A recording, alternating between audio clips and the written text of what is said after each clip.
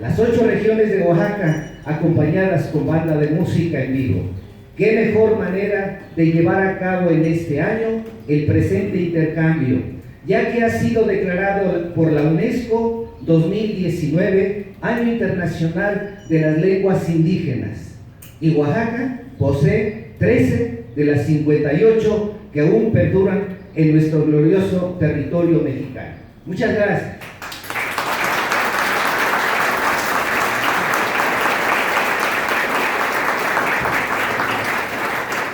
Se agradece la participación del ponente.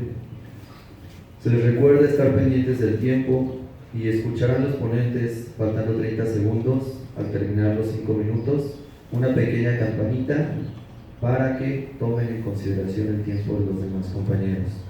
Se les invita a compartir al finalizar sus trabajos que quieran en las mesas de diálogo o posteriores al recital.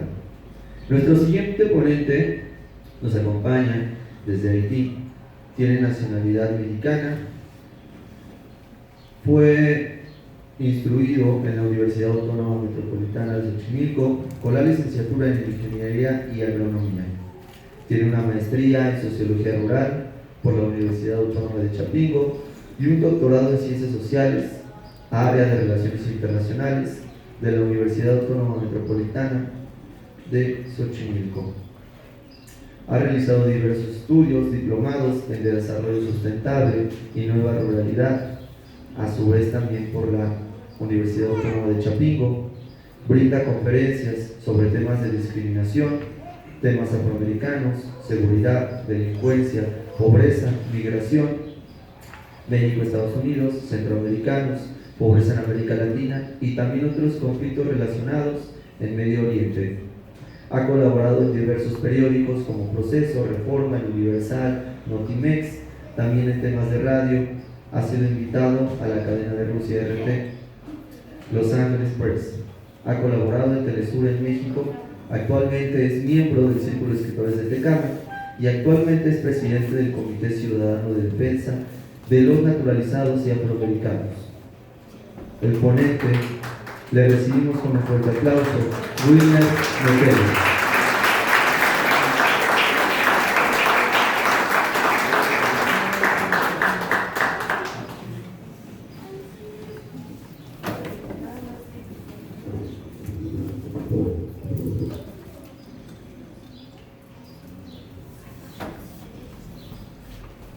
Buenos días a todos y todas presentes. Yo agradezco mucho el comité organizador del evento. Yo como ciudadano mexicano, yo estoy orgulloso de ver tantos hermanos Nucibía, Tecámac, tan temprano están presentes. Me parece algo fundamental en el contexto internacional que estamos viviendo hoy en día. Creo que la organización es algo fundamental. Fomentar la lectura y también con trabajo de concientización a los jóvenes. Un país sin cultura no podemos hablar de desarrollo y también de la convivencia. Hoy estamos viviendo situaciones muy difíciles, no solamente en México, a nivel internacional, sobre el tema de la violencia, y aparte estamos perdiendo muchas cosas en varios estados y especialmente en los municipios. Por ejemplo, en el caso de Tecámac, la historia lo que lo presenta, este municipio en cuestión cultural. Hoy estamos perdiendo casi nuestra cultura en este municipio. La razón, por falta de comunicación de las familias con sus hijos y también por falta de interés, de falta de algunos programas en las escuelas. Pero hay un enorme esfuerzo, veo, hoy en día que está haciendo, por ejemplo, en el municipio, en la Casa de Cultura y con los escritores para promover la lectura y recuperar nuestros valores y especialmente sobre la convivencia democrática. Sí, eso puede dar resultado, pero necesita compromiso. No solamente ustedes vienen aquí a escuchar a nuestros compañeros, compañeras, escritores, pero necesita también participación de la gente de la comunidad. Por ejemplo, hoy en día en nuestras comunidades casi no tenemos idiomas nativos, se está perdiendo. Es el momento para que unimos todos juntos para promover la lectura. Hoy, con la modernidad, estamos perdiendo todo eso. Ahorita toda la gente está chateando, no se preocupa tanto por lo que está pasando en sus pueblos. Sí hay un desafío por parte de la comunidad internacional sobre el tema de la violencia, especialmente el tema de la migración. Hoy en día tenemos hermanos que salieron de sus estados, están viviendo en nuestros municipios. Debemos que convivir con ellos, debemos que explicarlos cómo nuestros antepasados han vivido en este municipio para trabajar conjuntos. No podemos esperar para que las autoridades hagan cosas para nosotros. Cada familia debe de ser responsable con el trabajo de la educación. La educación es la base y debemos que ir en las bibliotecas a sacar libros y para explicar a nuestros hijos la historia de ese municipio. Debemos que trabajar todos juntos, pero necesita también la participación de las autoridades. Pero en un municipio, si no hay compromiso por parte de las autoridades, entonces es muy difícil para resolver algunos temas que están afectando a todos nosotros. Es muy importante a la gente de la comunidad apoyar a los escritores y promover la lectura, y hay que trabajar todos juntos con un solo objetivo, sin cuestión de tendencia de ideología. Yo creo que la lectura es algo fundamental adentro de una sociedad, y muchas gracias.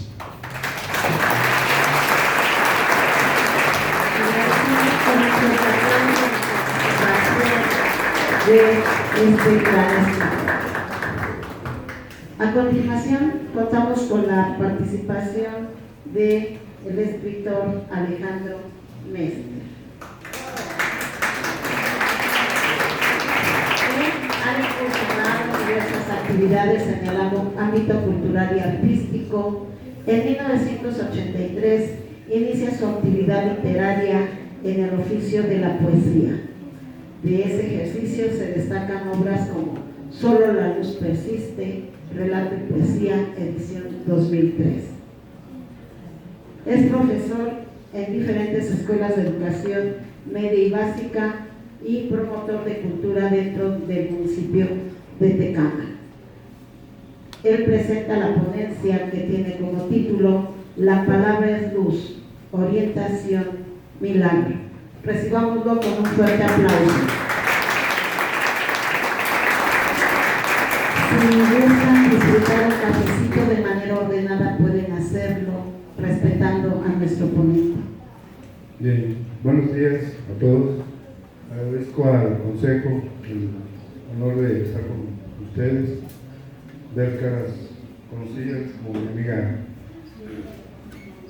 Refugio, que vamos a compartir mesa dentro de algunos días, ¿no? Mi ponencia pretende dar respuesta a una pregunta y dice: ¿nos cambian las historias? En uno de los cantos de la Odisea, Ulises que ha luchado años por regresar a Ítaca, es recibido amistosamente por el rey de los Feacios, quien no conoce la identidad del extranjero y que se había refugiado en sus costas. Solo saben que se trata de un noble que intenta volver a su patria. El rey de los Feacios, para agasajarlo, le ofrece un gran banquete y hace venir a un Eodo ciego, quien sientan a mitad del convite junto a su lira una canasta de panes, carnes y vinos. Después de comer y beber, refiere Homero, la musa inspiró al Eodo para que cantase las hazañas de héroes de una acción cuya fama llegó del cielo excelso, la riña entre Ulises y Aquiles. Al oír cantar al poeta los sucesos que él mismo había protagonizado años atrás, Ulises no puede contenerse y, cubriéndose el rostro con la túnica, llora a escondidas. Al final del banquete, los señores feacios y sus huéspedes salen a hacer ejercicio. Al volver al palacio, Ulises le pide a Demódoco, el poeta, que esta vez cuente la historia del caballo de Troya, de madera, con lo que los aqueos habían logrado penetrar el castillo y ganar la guerra.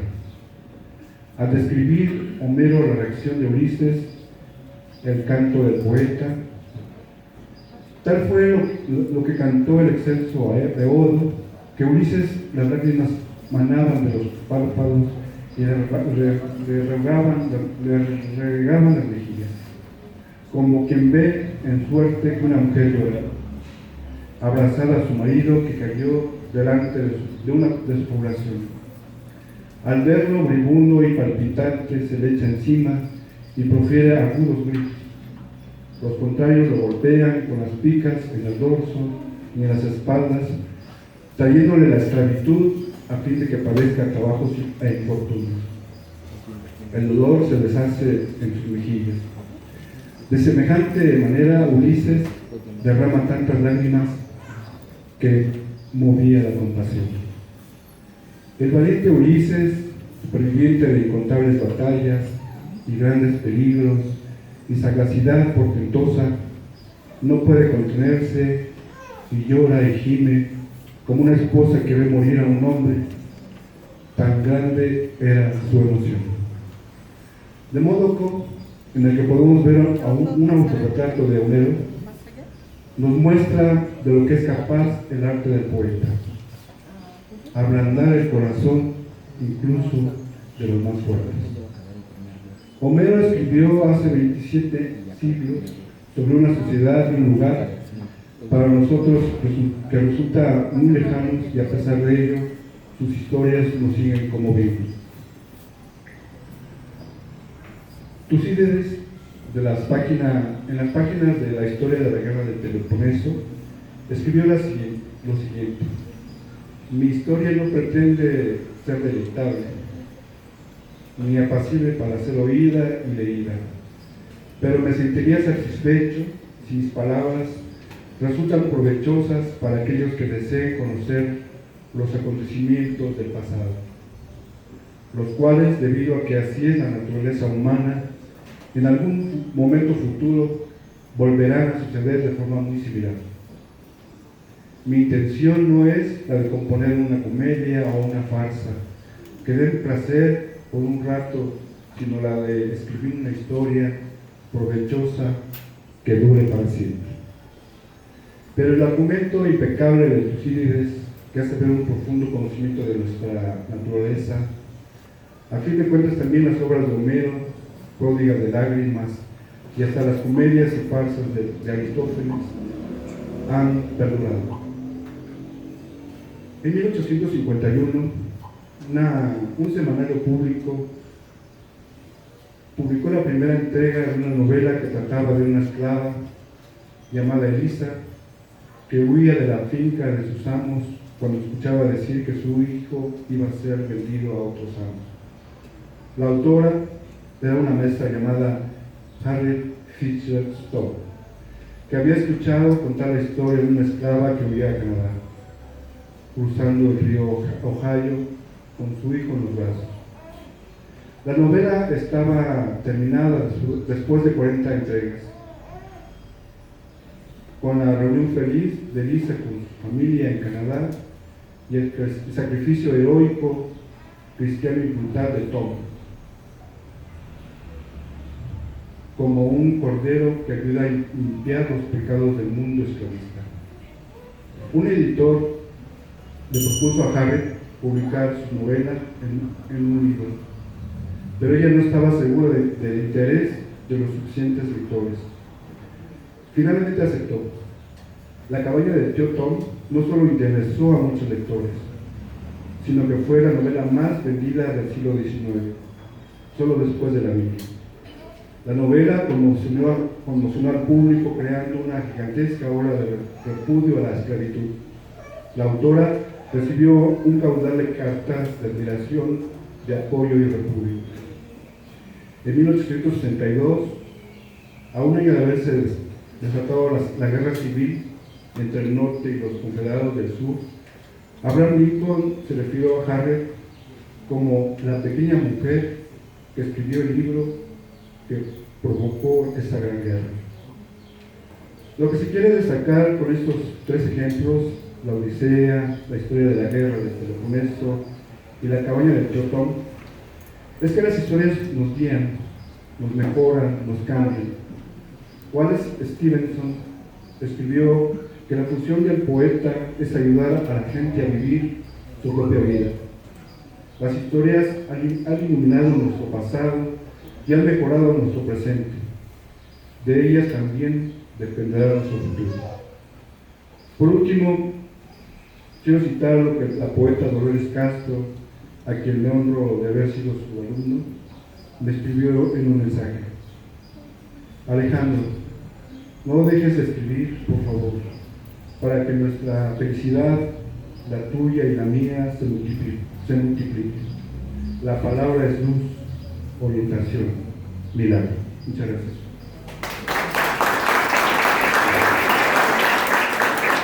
Agradecemos la participación del poeta y escritor Alejandro Mestre.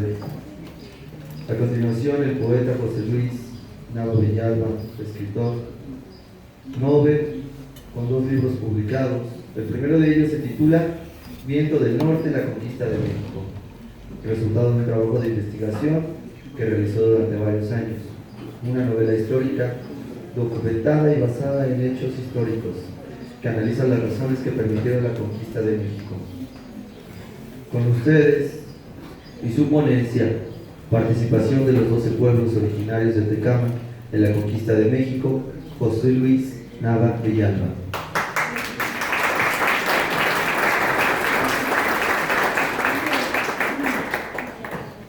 Muy buenos días. Gracias por la invitación.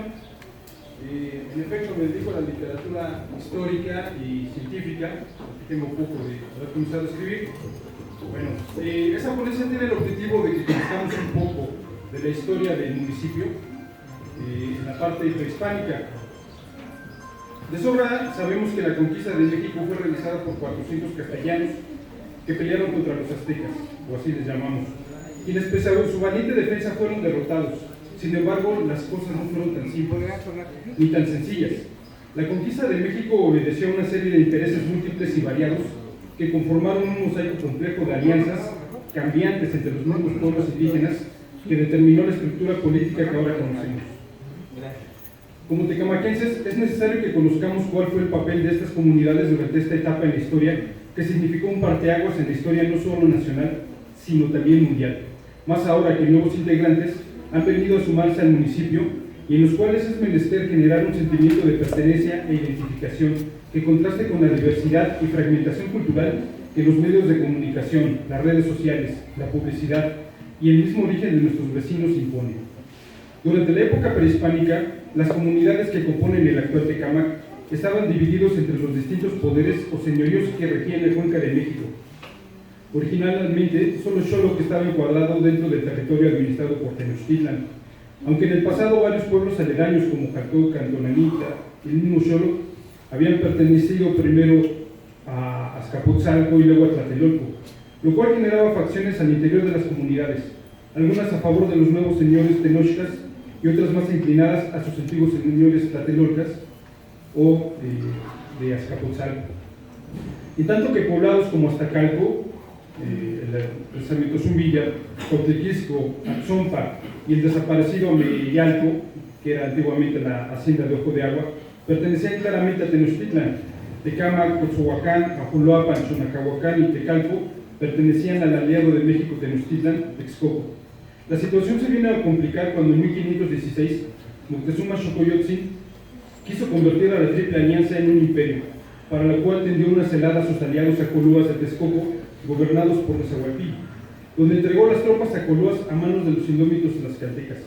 Esto dejó al ejército acolúa de Texcoco inoperante temporalmente, momento que aprovechó Moctezuma para apropiarse de la mayor parte de los pueblos ribereños, los cuales pasaron a la jurisdicción de Tenochtitlan.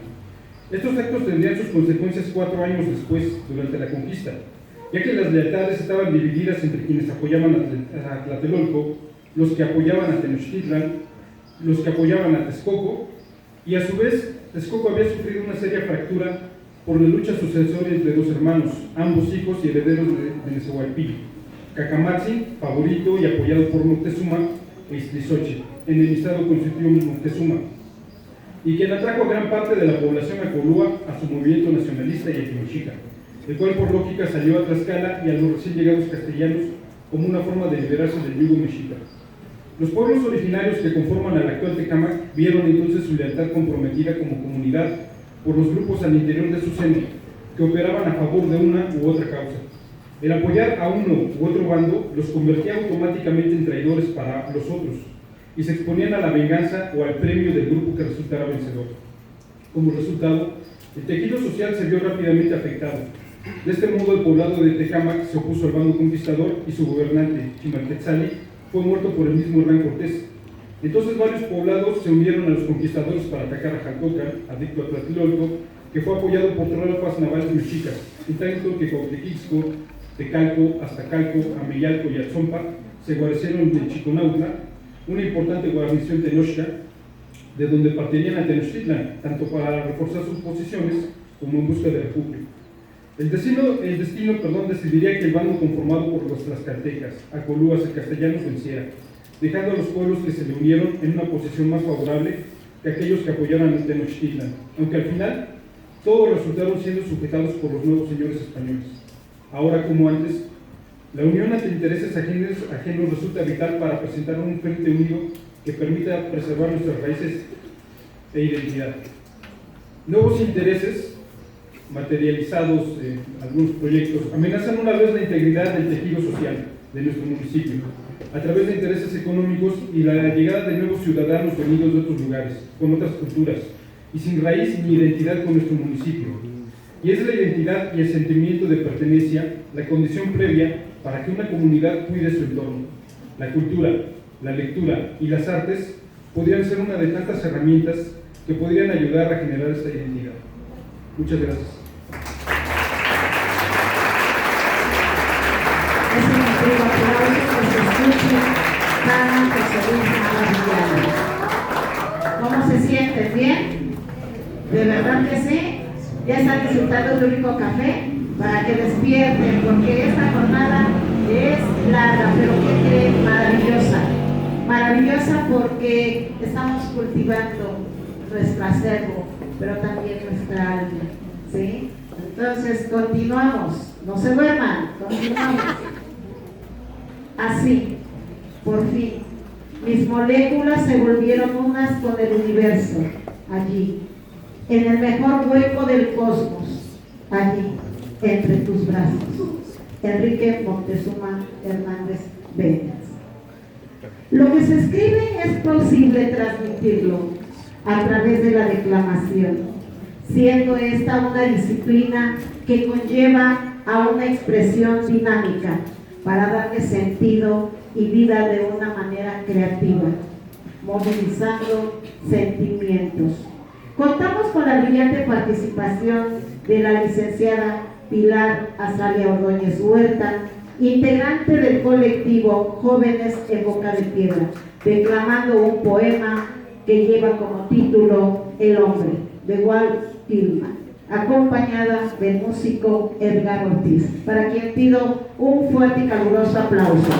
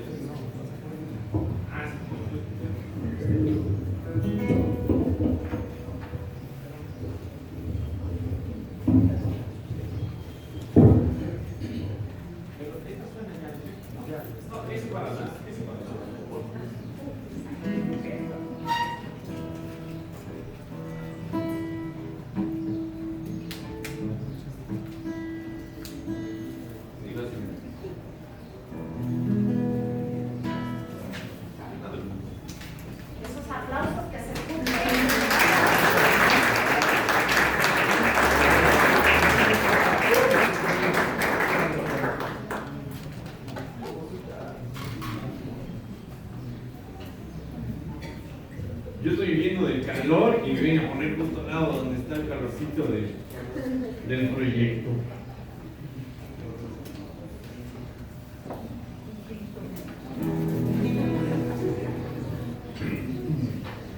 Muy buenos días, tengan todos ustedes. Estamos muy orgullosos de poder estar compartiendo esta mañana todo este intercambio de ideas, de la manifestación más primigenia que hay, que es la palabra, que es el discurso. Nosotros nos sentimos también muy satisfechos de venir en esta mañana a traer un homenaje que le hacemos a un autor que nos parece ha estado un poco en la sombra. El día 31 de mayo, o sea, ayer, casi nos tocó tener la dicha de también poder conmemorar. Recientemente fue el de Felipe Villanueva, ¿no? En esta semana, pues ahora tuvimos a bien realizar en nuestro calendario una fecha que nos parece muy importante. El 31 de mayo de 1819 se conmemora el bicentenario de Walt Whitman. Walt Whitman, quien fuera un escritor polémico. José Emilio Pacheco en su inventario diría que en su capitulado de Whitman a Darío diría que Walt Whitman también tenía su toque nacionalista y xenófobo. Hablaba y celebraba de que el territorio que México perdió en aquel entonces fuera anexado al territorio de los Estados Unidos de América. Celebraba también el hecho de que a México lo hubieran conquistado. Un lado que casi no se le conoce a Walt Whitman, casi siempre se le conoce como me celebro y me canto a mí mismo. No obstante, sus letras también influyeron sobre grandes escritores en la historia de la literatura en América y desde luego en Europa. Es muy sabido el contacto que tenía muy cercano, la relación cercana que tuvo con Oscar Wilde, la influencia que tuvo sobre Fernando Pessoa, la influencia que tuvo también sobre Federico García Lorca, sobre Borges, sobre José Martí. La primera traducción que hubo al español, que realmente no fue en español, fue en catalán. Después José Martí tuvo la oportunidad de asistir a una conferencia de Walt Whitman.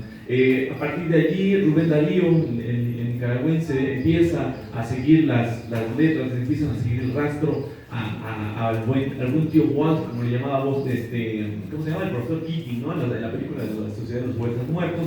En fin, son tantos los temas, y uno de los temas que estaban en boga, tanto para la moral en turno de esta cultura decimonónica en la que le toca vivir a Walt Whitman, su homosexualidad no declarada, pero que implícitamente le encontrábamos en sus letras.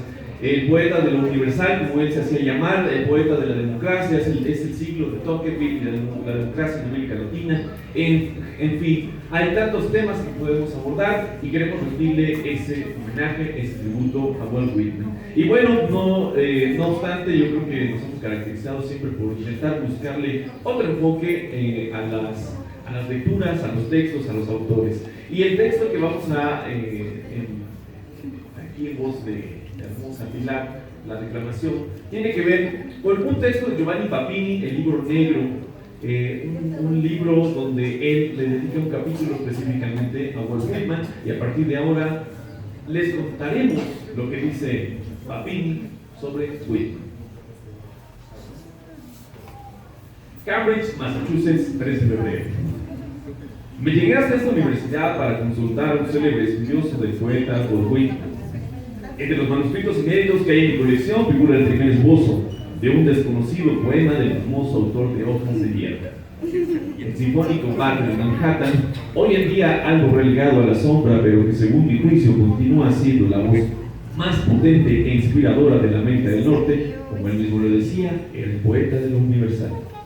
Y un día pensó en traducir en un grandioso canto la historia universal de los hombres, la dolorosa, ardua, vergonzosa y gloriosa aventura del género humano, desde los moradores de las cavernas a los redentores de continentes.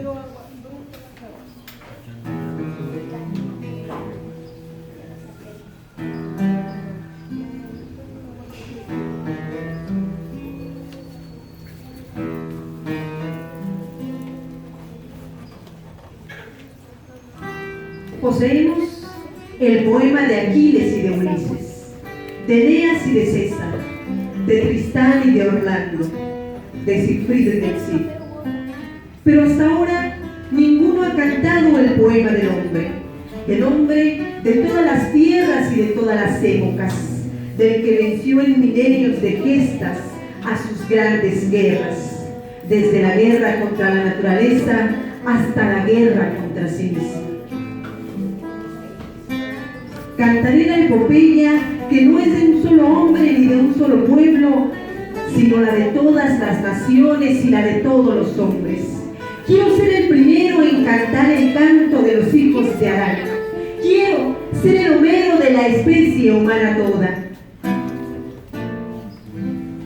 Los historiadores, incluso los más grandes historiadores, narran los acontecimientos de los seres humanos, así como un buen periodista describe los delitos perpetrados en la noche y las ceremonias realizadas durante el día. Son escritores diligentes, tranquilos, plácidos, fríos. No olvidan ni un nombre ni un episodio, pero olvidan quizá lo que es más importante: las profundas pasiones y las terribles locuras de los príncipes y de la plebe. Aquellas locuras que son el drama y la unidad de las historias particulares y separadas. La historia universal no es una colección de crónicas y de panoramas. Es una tragedia humana y divina que se desarrolla en millares de actos.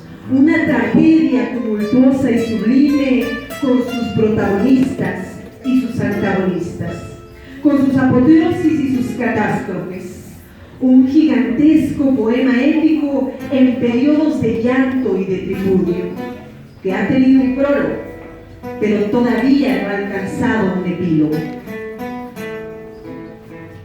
En su prólogo en el cielo, que tan solo por el título recuerda al Fausto de Goethe, el poeta habría querido cantar el nacimiento y la juventud de la tierra desde que se separó del sol, astillas separadas de fuego rutilante y errante, hasta que a través de transmutaciones y revoluciones se fundió con vapores y barro, con océanos ilimitados e islas inmensas. Aquel llameante fragmento de la estrella madre llegó a ser, como lo vemos hoy en día, la habitación y el reino del hombre. La verdadera historia del planeta comienza con la aparición del hombre. Los primeros seres humanos viven en cavernas como los animales, se cubren con pieles de animales, se alimentan con la carne de los animales, se muerden y se despedazan entre sí como animales. Se se unen libremente como animales, pero poco a poco se elevan del medio animal, se iluminan con la inteligencia, transforman la piedra en arma, el arma en arnés, la caverna en casa y en templo, convierten el abrazo ciego en amor. El brujo se hace sacerdote, el sacerdote se convierte en monarca, los cazadores se transforman en pastores, estos en agricultores, las primitivas hordas salvajes se reducen a tribus ordenadas. Las tribus llegan a ser los pueblos y las naciones. El hombre llega a ser dueño del buey, inventa la rueda y el arado, aprende a sembrar, a pintar, ennoblece los gritos culturales, convirtiéndolos en lenguaje articulado. Los símbolos diseñados llegan a ser escritura inteligible. Pero el hombre debe combatir siempre, combatir eternamente. Su guerra primera se libra contra el hambre, contra las bestias, contra la naturaleza misteriosa y amenazadora, contra las tribus rivales, contra los que abusan del poder para aprovecharse de él y oprimirlo. El hombre siempre será guerrero, combatiente, héroe. Deberá combatir contra los hielos y las heladas, contra las marismas y las corrientes, contra la oscuridad y el terror nocturnos, contra la selva venenosa y la furia de los mares. Finalmente, combatirá contra sus reyes e incluso contra sus dioses. Los hombres trazan los caminos, los desiertos y las selvas, vencen y pasan las montañas, se enseñorean en el viento y con los remos golpean las olas para navegar velozmente sobre los ríos y los mares. Alzan pilastras de material y columnas de mármol, construyen las casas de Dios y las moradas de los monarcas, modelan en piedra las imágenes de los muertos y de los númenes, construyen las metrópolis. Pero la guerra entre el hombre y el mundo, entre el hombre y el hombre, jamás se interrumpe, nunca cesa. Las ciudades coligadas o conquistadas se dilatan, transformándose en reinos e imperios. Los imperios luchan entre sí para lograr el dominio sobre las ciudades y los reinos crecen, florecen, triunfan, decaen, se derrumban. Se levantan otros imperios que a su vez se pudren y se arruinan. El occidente se encrespa contra el oriente, este se lanza contra el primero, Asia contra Europa, Europa contra África, continente contra continente, raza contra raza, religiones contra religiones. Las migraciones de los nómadas provocan nuevas guerras, las invasiones de los bárbaros obligan a nuevas luchas. Los pueblos vírgenes e incultos que se asoman por vez primera al teatro de la historia se abren camino mediante guerras. Memphis y Tebas quedan destruidas. Babilonia y Persépolis son incendiadas. Atenas y Roma se ven asediadas y saqueadas. Desde el norte y el este acuden ríos humanos de caballos velludos, hambrientos de trigo, de lujo y de sol. Salvan los confines, cruzan los mares, someten y despojan a los antiguos señores, ahora reblandecidos. Mientras tanto, los emperadores hacen asesinar y son asesinados. Los nuevos reyes ordenan carnicerías y a su turno concluyen siendo sacrificados. Y a pesar de todo, y a pesar de esa sangre y de ese odio y de esa ferocidad y esas traiciones, los hombres sobreviven y se renuevan. Se levantan nuevas metrópolis en el lugar de las que cayeron o fueron destruidas. Se hallan y reaparecen las obras maestras que yacían sepultadas. Los poetas cantan las gestas de los dioses victoriosos y reaparecen los héroes vencidos. Los filósofos procuran hallar la esencia del mundo y la del alma, paseando a lo largo de las orillas del Iliso o de los pórticos de Atenas. Coros de vírgenes y de ancianos cantan en teatros abiertos bajo el cielo mediterráneo, lamentando la inexorabilidad del arte. Se alzan anfiteatros curas, basílicas semejantes a moradas para cíclopes. Sobre los milagros esparcidos acá y allá, se levanta ya el canto armonioso de los rapsodas, ya el resonar de las trompetas, ya el alarido de penachados depredadores.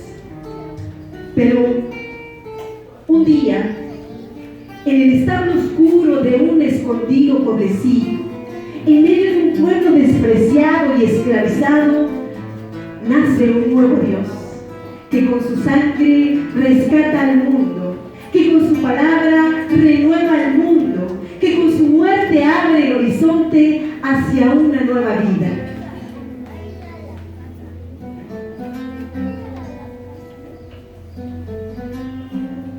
Desgraciadamente, el manuscrito de Walt Whitman se detiene aquí, sin tener en cuenta que mi descarado resumen le ha hecho perder lo mejor de su luminosidad. Quedan todavía algunos otros fragmentos, pero tan desligados y tan lacónicos que no es posible reconstruir el conjunto del poema que habría sido la obra maestra de un titán. Y tal cual lo tengo, es tan solo la sombra de un sueño demasiado grande. ¿Habría alguna vez en la tierra un poeta tan inspirado y heroico, capaz de retomar y llevar a término la sinfonía inconclusa de Walt Whitman?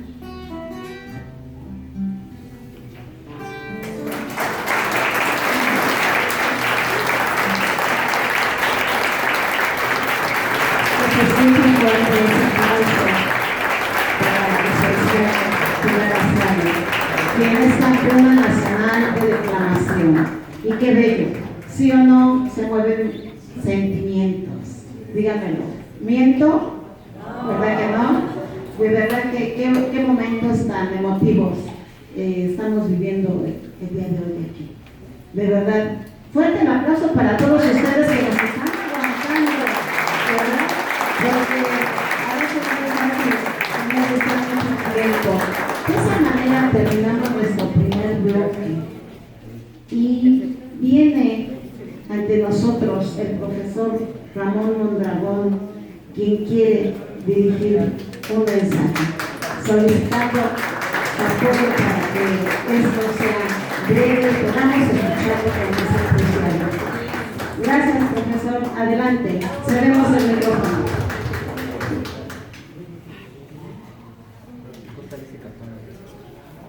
Buenas tardes a todos, les agradezco profundamente la oportunidad de permitirme dirigirme a ustedes.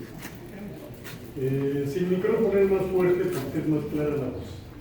Vivimos un periodo terrible.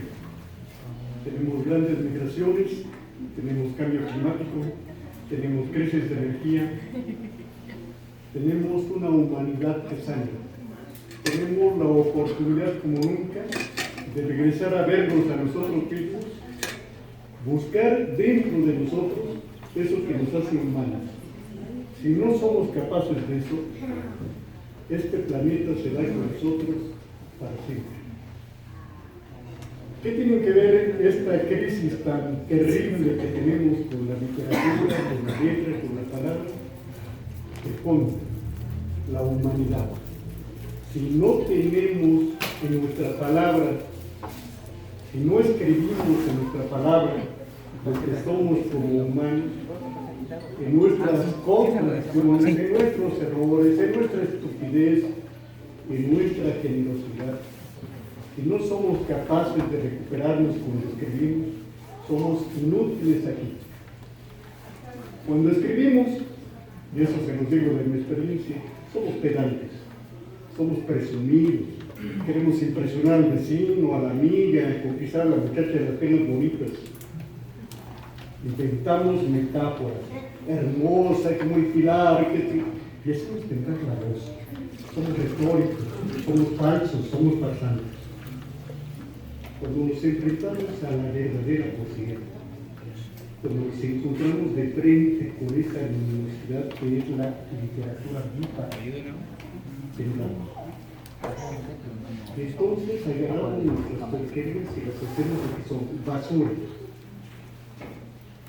Y regresamos a escuchar con atención, con humildad, las palabras verdaderas.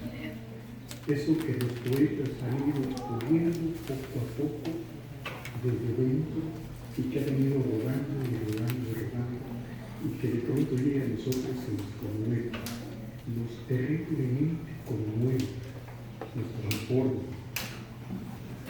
A mí me pasó, yo me enfrenté a la poesía con Dolores Castro. Cuando la leí, descubrí lo miserable que era escribir dos palabras bonitas para impresionar a alguien y los tiré a la basura. Tiré cuadernos a la basura. Y desde entonces he estado tratando de recuperar la palabra, escribir poco a poco. Te voy a decir, poco a poco, que la palabra se acrisole y generosamente nos conmueve. La otra anécdota que por ahí me conmueve a mí en particular es de violencia. Justamente, algún grupo de estudiantes míos era muy violento. Y cuando encontré súbitamente el libro generoso que les hice llegar, pero más violento en todo, me ofreció ayuda, colaboración, y poco a poco se fue convirtiendo en lo que son humanos.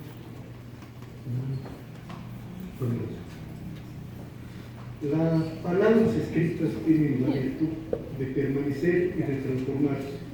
Cuando las volvemos a leer, de pronto dicen cosas que no decíamos nosotros. Cuando volvemos a leer lo que escribimos, lo que escribieron otros, dicen cosas nuevas cada vez.